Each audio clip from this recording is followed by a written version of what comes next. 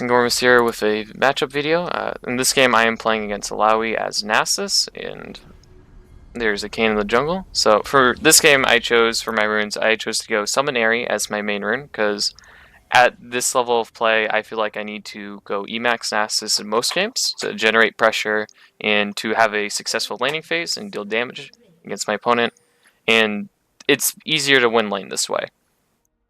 And it's easier not to get frozen out or pushed under tower and just get dove a bunch. Second rune I go is Manifold Band. Manifold Band's really good for sustain and lane, and it's the only reason Emax Nasus works, because instead of going triple Doran's Ring when Quasis was a huge thing, you're able to go Corrupting into Doran's and sustain your mana from there for the rest of the game. And then after that I go Transcendence to finish the last 10% CDR. It helps you finish your CDR out with only Sheen, Glacial, and Kindle Gem. And then after that, Scorch for the early game damage, because Gathering Storm's not that important. Something to note, just level 1, don't stand in the jungle just AFK. It's really bad, and it'll get you killed.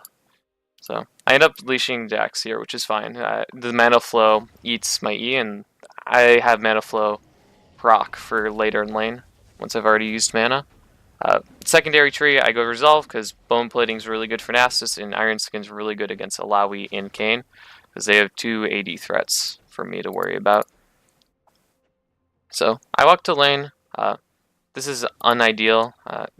Hopefully I don't walk this way, but I have to walk this way and take a little bit of damage to make sure I get the early XP early on. And I even miss a melee cannon, but that's fine. My goal is just to keep that tentacle down. I don't want to let Illaoi build up tentacles, and I just want to keep spamming my E on her early on, since I do a lot of damage to her with it.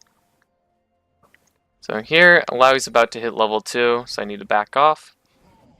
Just farm from range, but she lets me get here, because she needs to CS a cannon, a minion over here. So yeah, just keep the wave here, keep using my E when it's up on Illaoi. Get the Aerie procs and the Scorch procs. So right now I am full life still with 2 Corrupting Potion charges, and she's at 300 health with 2 Corrupting Potion charges as well. It's just Nasus is really strong. Here I'm trying to save my E for level 3, so I can get a stronger Mana Flow Band use out of it and do more damage on my Spearfire, but I end up needing to use it to prepare the wave for when it gets close to my turret. So I was trying to hit that minion, but dealing damage to Illaoi there is fine as well. And so now that her E is down, I am much safer to walk up. And I think it's around this time where Illaoi complains about how much damage my E is doing, because she's not used to Aerie and Scorch on Nasus and Emax. That was a really bad E, because I messed up the wave. I only get 1 out of 3 CS there, so that's a mistake by me. I really shouldn't do that. Here I'm just waiting on my Q cooldown to kill that tentacle off. Probably might have been better to save the Q cooldown to get this one, but her E's back up, so that's something I have to worry about. Because I really don't want her to proc her E on me, because it just does so much damage.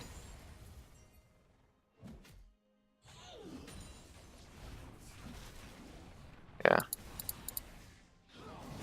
Here I go for the tentacle just to make sure she can actually get a lot more damage off on me. And ends up killing the spirit anyways. So here, once Mana Flow Band's up again, I use my E. And then I start calling for Jax around this moment. Yeah, right now I just call for Jax to come, because Jax is up here. Kayn's probably not here if Jax is in Kayn's jungle.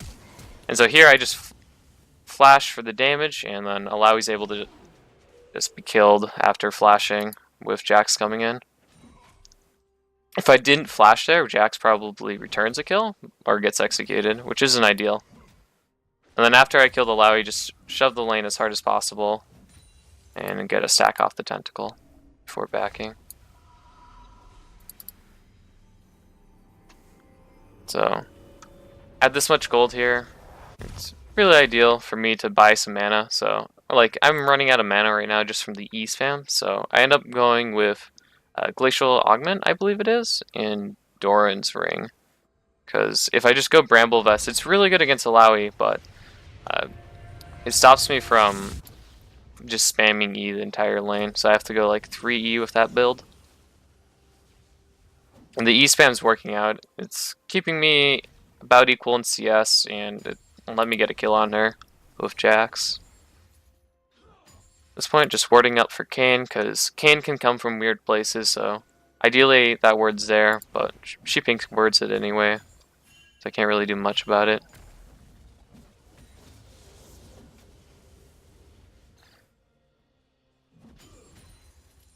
I'm just making sure I get as much farm as I can.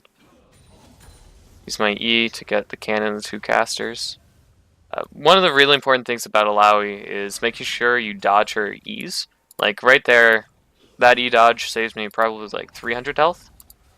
And now Illaoi's down 400 health on me, basically. Like that's a really good dodge. That's what you need to do against Illaoi to stay super healthy. If I don't dodge those 2 Test of the Spirits by Illaoi, I just take so much damage. Here's where I miscalculate my damage, her damage output a little bit. I thought Illaoi had a bit less damage than that, so this is something you should be careful about. I make this mistake later in the game too. Illaoi has a lot of damage if she has just even 1 tentacle up near you. You should just try to bait out her ultimate as much as possible, even if she's low on life. Because even if you have Bramble Vest, it's really hard to duel her in it, unless you're very far ahead. So we're about even in gold still, even though she has Kleptomancy. So I'm doing pretty well in this lane. And now I see Jax coming up again, so we're just waiting. I withered her early, which is bad, but I thought Jax was just going to walk onto her. But it ends up working out, because we're able to get the kill onto her, even though she ate some of the honey fruit. And after this, I know Illaoi doesn't have TP, so I just want to push the lane as much as possible. I still get XP of cannon, which is fine. I didn't have any abilities up to get it anyways.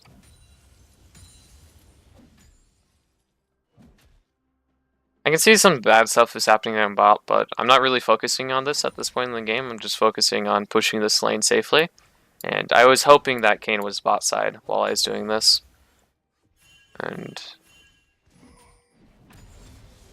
unfortunately for me, Kayn isn't bot side. So this is where I see Kayn, and I see my ultimate coming up soon. I see that I have Mana Flow Band, so I'm just waiting. This entire time I should just be running, but I thought for a little bit that I could take him. But I can't quite yet. He has red buff. If he didn't have red buff, I probably could have taken him for sure. But I end up alive with like 13 health there in the end. And then regenning back up as I back. Now this is just bad for me, because since I pushed that wave and am forced to back late, even though I get Bramble Vest here, which is really good for Illaoi, I missed this entire wave now. And I think I missed part of the next wave since I don't have boots yet. Yeah. The nice thing about Emax still, though, is Illaoi's forced to go Null Magic Mantle, and I believe she builds that into Spectre's Cowl before she even gets Phage. And Illaoi spends a lot of the game just sitting on components to try to counter my laning, even though it doesn't end up working out too well for her so far.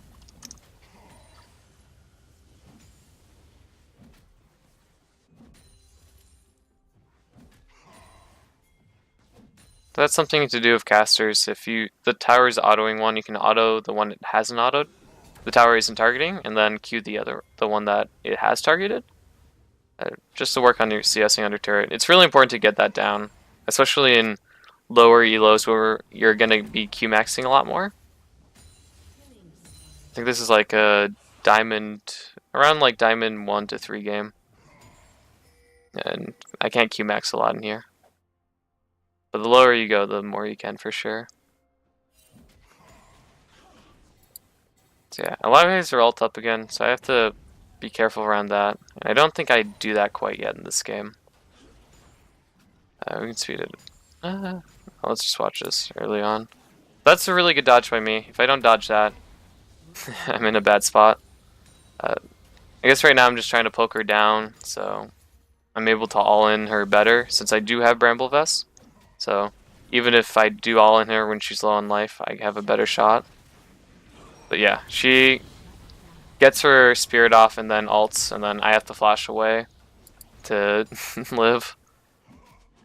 Which is, again, you really don't want to underestimate Illaoi's ult damage, because I've done it twice now, and I could have pushed my lead harder.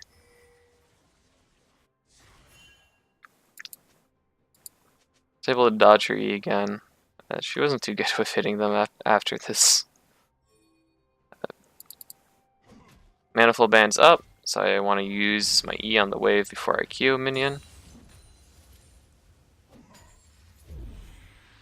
And now Illaoi's TP to lane, and she's bought Spectre Scowl.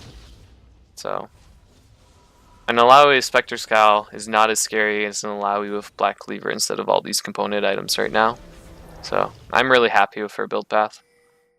But she needs it to sustain in lane against me. Which feels pretty good. So I TP back in lane to match her, and I buy a Sheen for the 1 versus 1 damage. And just for the extra lifesteal sustain. If I'm able to get a good fight off with Illaoi, I'm probably able to kill her at this point. Just pure 1 versus 1.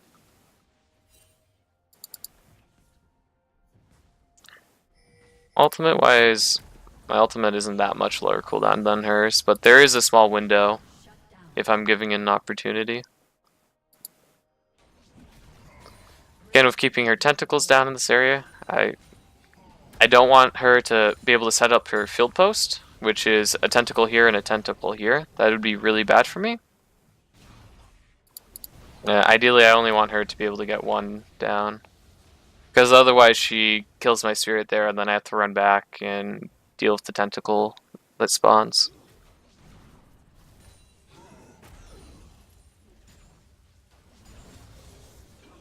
Just waiting for her to push the lane, and then farming Q under turret. So yeah, this is the field goal that she has set up now.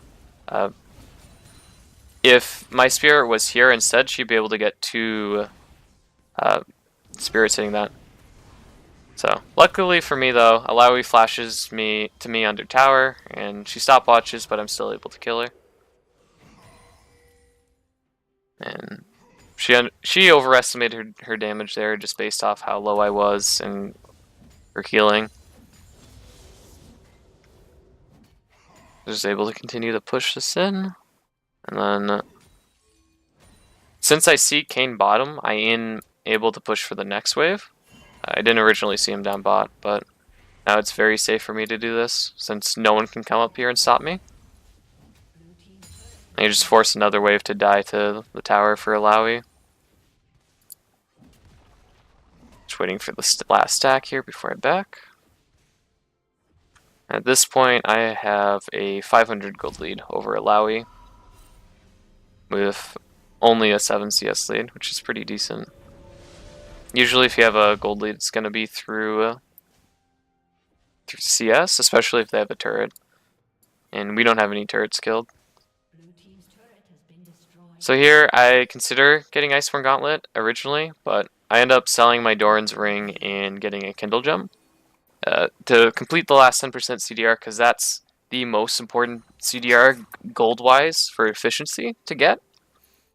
You can see that on Inverted Composer's website if you're curious about that, but just from multiple talks with him, it's just really important to finish out your CDR if you're able to.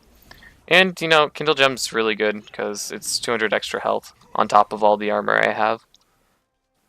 So, I'm fine even if I don't have boots right now. Not that tab eyes are bad against Illaoi. Tab eyes are pretty decent against Illaoi because it helps against her W. So here, I'm able to bait out Illaoi's R pretty well, and just walk away. And I don't even get my spirit, like, she doesn't get to proc her E passive off of me and then spawn a bunch of tentacles down here. And we'll just walk away. And now, I should recognize this sooner, but he's just playing it a little bit safe, sustaining up a little bit. But I probably could have killed Illaoi right then and there. Right now I go in, because as soon as my E's down, she doesn't really have anything else to fight me with. And I'm just able to finish her off right there. And then her TP's coming up soon, and I know this, so I'm just going to push this wave and back. Fortunately, I believe our little friend Kane comes up again. Yeah.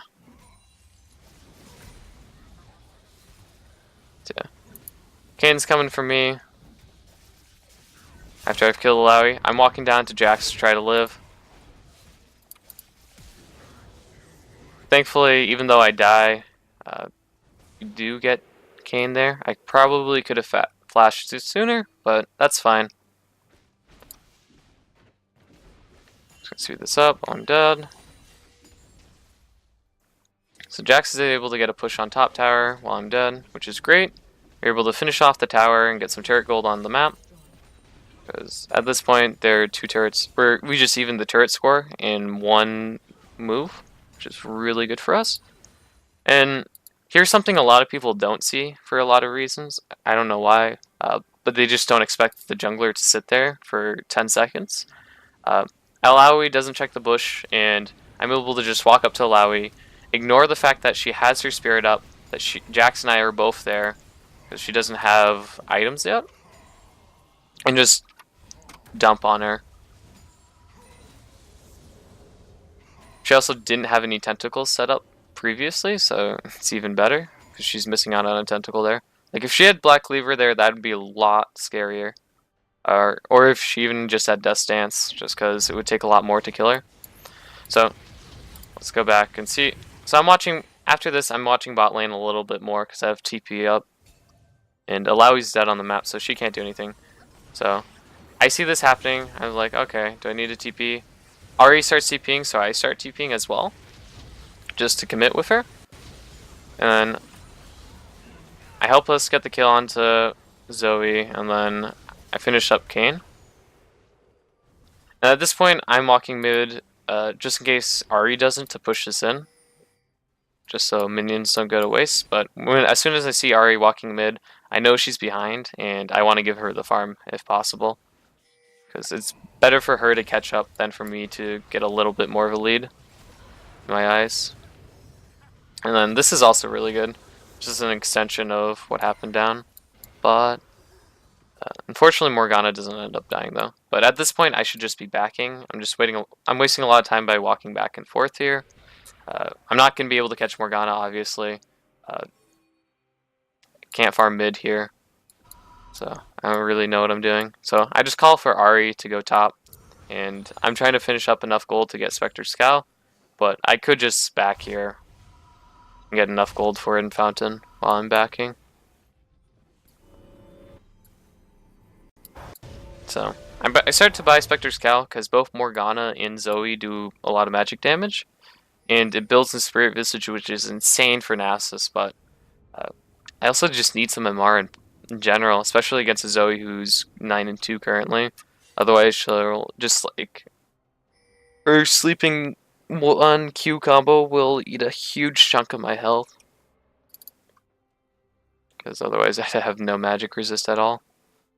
So yeah, I have 71 magic resist with Spectre's Scowl, which isn't a lot. Because I can't get Merc Treads this game. It's like very rare to actually be able to build Merc Treads too. So I'm pushing bot even though I don't have TP up, because it's the best place for me to be with Baron on the map. Sooner than Dragon at least, and my team's mostly mid anyways, so it doesn't really matter too much. So I'm just going to keep hard pushing bot because I see my team mid, and if someone goes for me, my team is just going to be able to do something mid instead. And this is the only word I need, because if they're coming from here, I'll be able to see them and walk away. So as soon as Kane goes there, I'm going harder into the turret, and then until I see Zoe walk up. Zoe walks up and she misses her sleep, which I notice. Unfortunately, I lose sight there. I'm not able to finish her off. My E misses by like less than a Teemo there. That's alright. If I'd noticed that Zoe had walked over this ward, at the time I could have walked over here, just eat her there, and then forced her either to walk a long ways to get to be able to base, or even to get a kill on her. But this is fine. I'm able to end up stealing her blue buff, which is really nice. Illaoi lives there with 1 life as well. So, end up walking towards Dragon. I really shouldn't have eaten this, because I didn't realize Janna was that low in health. But it ended up being fine. But I have blue buff running. I have full health. I didn't need those little bits of honey fruit.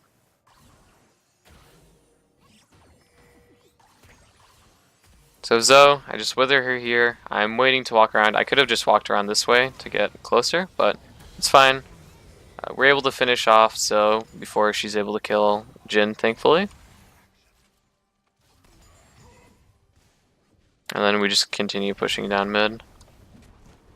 So, for me, I should be positioning up front here, just so I tank damage for Jhin from up above, and then Draven walks into wither range, that means he's dead. And then as soon as Draven is low enough for Jax to finish him off, I come back to Jhin and peel for him since only Kane's on him. And then after this, immediately go to Baron. Like, this is a waste of time. We don't really need another kill onto the 0 and 5 Illaoi, even if it makes us feel good.